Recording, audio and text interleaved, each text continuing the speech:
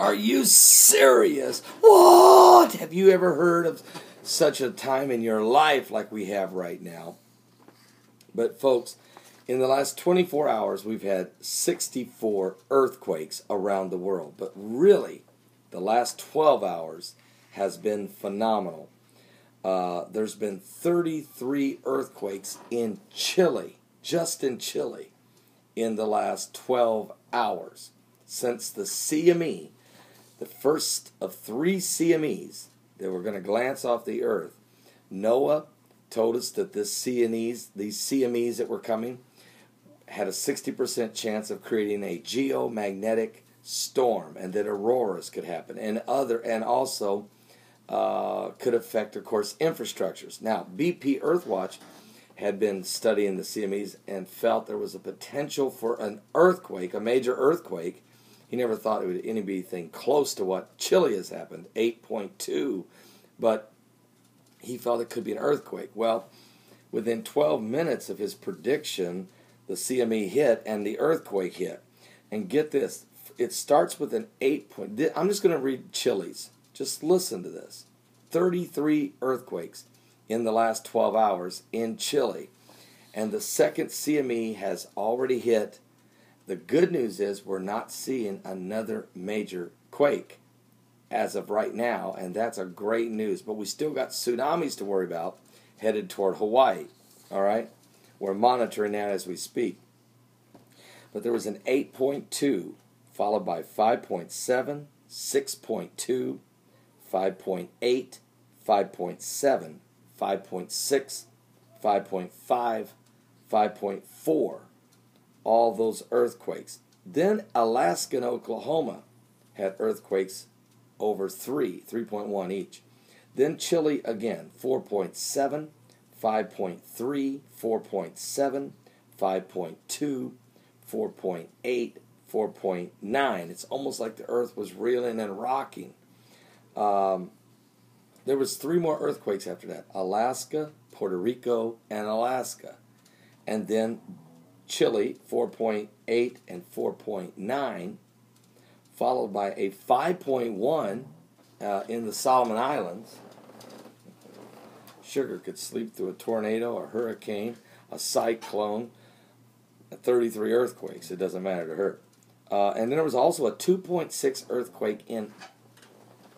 Are you going to keep snoring all night? She sleeps all night and snores all day. 5.1 earthquake in the Solomon Islands and a 2.6 in Hawaii. Then a 5.0 in Chile. Then California had a quake. Notice everything's in America almost. It's Chile and then America. It just keeps happening.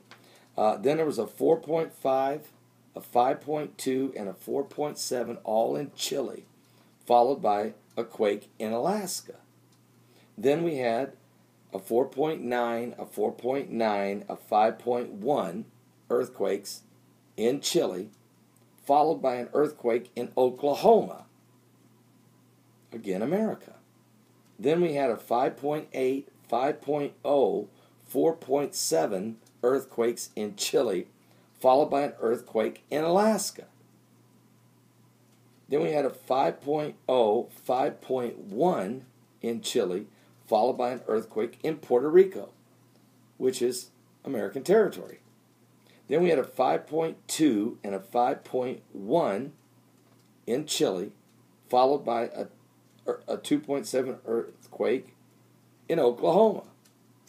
And then a 5.0 in Chile, followed by earthquakes in Mexico, Alaska, the Owen Fractured Zone region, and then 2 more earthquakes in Chile, 5.4, 5.1. So folks, in a 12-hour period, Chile has been hit with 33 earthquakes. Now the death toll has risen to 6 in Chile as the sun begins to come out and the mudslides and earth slides, mudslides and landslides have begun to be recognized. Fires have broke out throughout the nation of Chile, and tsunamis have crashed ashore.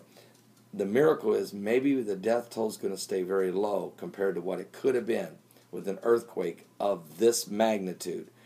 My question is, 33 earthquakes in 12 hours, second CME just hit, but there's going to be another wave, another third CME, and we're still following the tsunami in Hawaii, or headed toward Hawaii, and we'd like to get a clearing that we want it all clear, but we'll have to pray and wait and see. But it's as if God is shaking up the earth, and it's either Alaska, America. America keeps feeling it in between the major quakes in Chile. Now the fault lines are being studied and watched. I'm going to be having a special broadcast today, so you don't want to miss it. It starts at 12 noon Eastern till 3 p.m. From 12 to 3 p.m.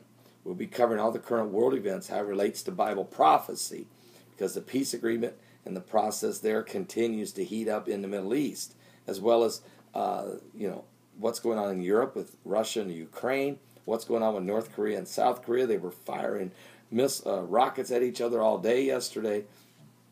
And then, of course, this massive earthquake. And then we will study earthquakes. We'll talk about earthquakes. We'll talk about them as it relates to biblical science. Actually, there were 17 major earthquakes of significance in the Bible, and I will share those with you in today's broadcast. Also, BP Earthwatch will be coming on at some point, calling in. I will also take other callers' calls, and we'll continue to monitor what's happening.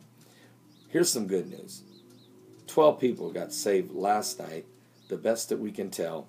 12 people asked to give their life to Jesus Christ and prayed with me live last night just before midnight. And that's the most important thing, is people are coming to Jesus Christ. But unless we warn people to flee from the wrath to come, if we don't remain vigilant on the wall, watching, then the people, God said he'd require their blood on my hands. And I'm just going to do my very best to get the gospel of Jesus Christ to those who don't know him. The Bible says, for God so loved the world that he gave his only begotten Son, that whosoever believeth in him should not perish, but have everlasting life. Now these apocalyptic signs were predicted and prophesied by Jesus. He's not the only one. In Matthew 24, Mark 13, Luke 21, he told us there would be signs in the sun and in the moon and in the stars, and distress of nations with perplexity, and the sea and the waves roaring. He talked about men's hearts failing them for fear of things coming upon the earth. For the powers of heaven shall be shaken. And when you begin to see these things come to pass, he said, look up, lift up your heads, for your redemption is drawing nigh. The Lord's coming back soon. Will you be ready? Will you be saved? God bless you. I'll be right back.